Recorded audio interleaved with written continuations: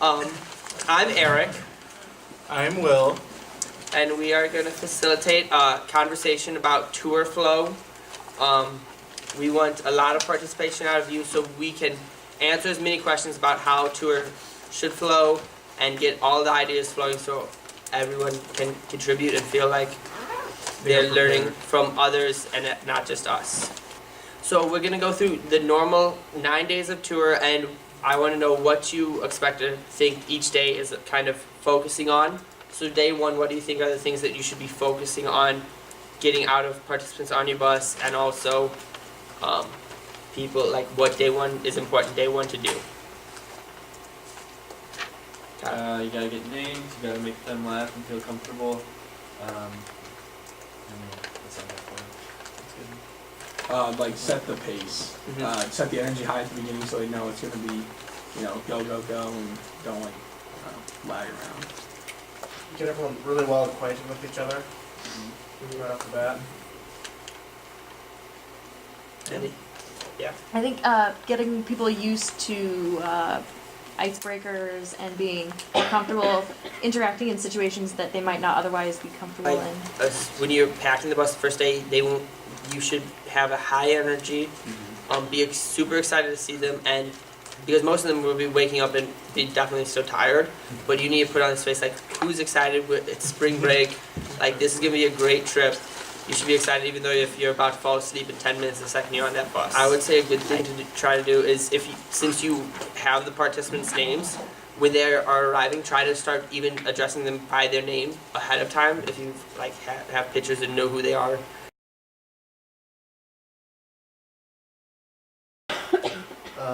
What's the most effective way to go about day 2? I guess arriving at the service projects, letting them know not to pick up phones, be respectful too. Wake up enthusiastically, set the wake up pace. Absolutely. I think this is kind of with day 1 too, but especially with day 2, start stressing PMA, because that's when they're first having to get up really early. They probably didn't get much sleep because they're so excited. PMA is just positive mental attitude. So no matter what's going on, you always need to have PMA and make sure, even if it might not be so fun, you're having the best time of your life. One thing with day 2 is you should definitely start building trust between you and your members. Building trust and setting an example so they trust that you know what you're doing is a big day with that, especially with evening activities, is they're building trust in each other so that the next days can be smooth.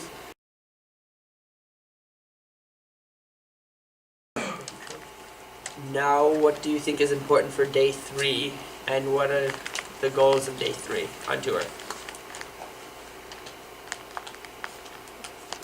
Well, by this time they have a good know each other well enough that you should maybe challenge them with saying, I challenge you to go sit with someone that you didn't know coming on this trip, or I challenge you to go do the service project with somebody else that you may not have known the first couple of days, or to get better relationships with some of the other people on the trip. And that's a good day to start challenging them more. Challenging them.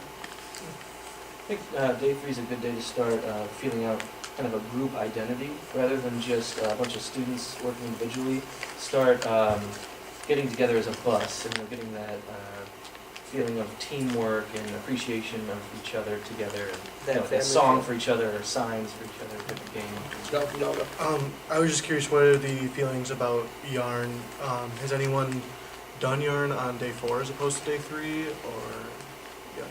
Last year our bus corps didn't feel like we were close enough on day 3, so we did a letter activity where we wrote about our problems and then silently passed them, and someone wrote a response to us, and then they read it to each one of us, and it helped us bond more before the bond. Night 3 is a common day to do yarn because it's kind of right in the middle of the trip, but yarn doesn't necessarily have to be day 3, but it's a good place to try to aim for maybe, and look at your bus, and if they're bonding and building a close-knit family, it's most likely time, but feel the group out, feel how they're feeling. If they're talking to everyone, day 3 is a very good time to, like Julie said, challenge them to talk to other people and get to know them.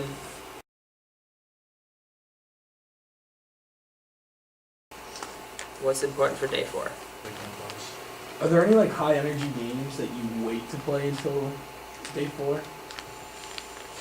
You know, like something, give them something new to grasp. I was gonna say by day 4, you Or- could start like having other people lead high energy Yeah. activities. So like somebody really likes Bunny Bunny, have them instead of you like the bus score lead it, have them lead it. Yeah. Because by day 4, they should probably some people will be ready to do that.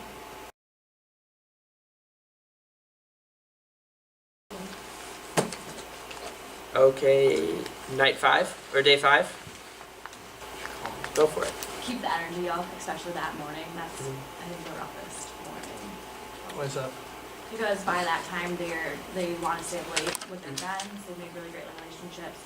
So they do stay up later. You still have a service project that day, and you don't have to come to beds yet. So a lot of people are really tired and ready for the beds. Okay. Well, one thing I will kind of say for night 5 or day 5 is remind your participants that this is your last day together and prepare them the next day for Celebration City, and remind them that we are all doing these great things together. So when they get to Celebration City, it's not just your bus is the best, it's share, don't compare. Yeah, really make sure they're Make sure they aware. know that and focus in on that, and remind them throughout tour about that if it starts to come up. Maybe start thinking about who you'd like to speak at the Celebration Yeah. City. Talk them as a core. Maybe start scoping out, seeing who's comfortable with it, who's not. Maybe developing backup plans, because not everyone will be comfortable with it, regardless of whether you want them to share or not. Try to stress to your participants that it's not, again, share, don't compare. It's not about who did the best. It's what we all did, and just talking about it, sharing it.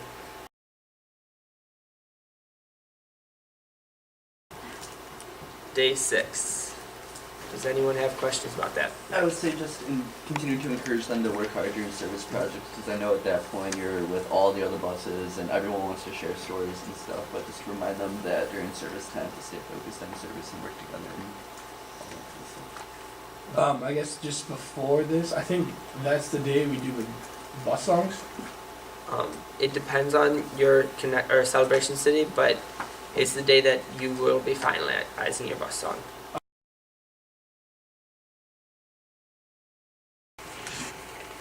Day 7. Day 7 is the second day in Celebration City. You'll have, okay. That's the giant project, right? Yes, day 7 will be the big service project with So, 200 people. So- yeah, when everybody gets together, it seems like people tend to slack off a lot more that last day because you're so distracted by so many people. So as like a bus tour, I feel like it's good to try to keep everyone on track because you can get way more done. So just keep I would definitely say day 7 is for bus corps members should be a day that you lead by example, because most of the time you might not know 100% of the logistics that are going on or when things might take place. You'll have a rough idea, but lead by example. Your participants are going to be looking for you to know what to do, because there's going to be 200 participants and only 3 to 5 regional corps. It's also a big day for tourism. Yeah, you'll go on tourism. So it's just hopefully you've been communicating about buses and when to get back on them, all that. With Celebration Cities, larger cities, it's often a problem of we can get dropped off here, but we might not be able to get picked up here by the bus, and that's a huge thing to communicate. Make sure as a bus corps that morning you go wake everyone up to do service. Knock on the doors. As a bus corps, you should be making sure all of your participants are still there and ready to go for the day.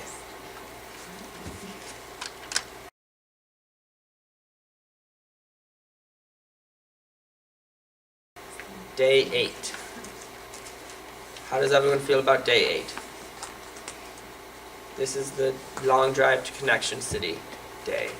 We leave the hotel. Just to remind participants too to keep the hotels as clean as possible when we leave, because I think sometimes people think hotel, oh there's maids that clean, that like we should still not trash them and make sure.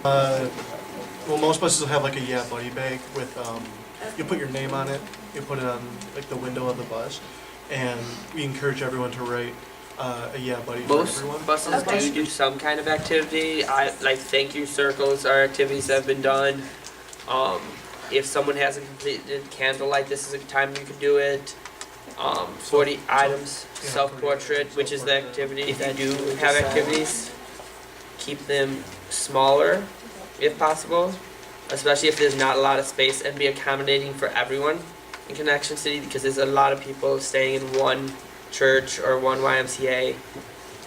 Be respectful of each other's buses when we're doing activities, and be ready for anything that comes, because there's a lot of people. Day 9 space. This is the last day of tour. Comments about it? Questions? This is the day that we finish the drive back to your respective campuses. One thing that it's in bold on our thing, or all caps, bus corps should not plan bus parties involving drinking on the first night back. Yeah. So, as a bus corps member, do not. What do we do with 40 items? Yeah, 40 items I say is a last day activity. When you're about 3 hours out, this is an activity to get your bus close one last time and share your experience. 40 items, so it's a activity where you have everyone on the bus beforehand to say, pick an item that might represent them in some way, and then at the end of the trip, give one item to everyone on your bus, because it's 40 people normally on a bus. It can be called 45 items if you have 45 people. Everyone brings like a big, do you put that on your package? Yeah, we put it on our list when we have our info sessions, orientations. We tell them to Yep. do it. And there's always going to be that 1 or 2 people that didn't bring it on And that's tour. when if you stop at like a Walmart or a Target, that's a great time to encourage them. If you weren't prepared, you didn't bring your 45 items, that was a great time. You have an hour and a half to kill, find 45 items. Something we all should do is tip our bus drivers and just kind of make an announcement, not over the mic because it's kind of a surprise to the bus driver, and get a bag passing around and go up and down the aisle saying, hey, that we're getting tips for the bus driver. We're gonna rock on to Electric Avenue.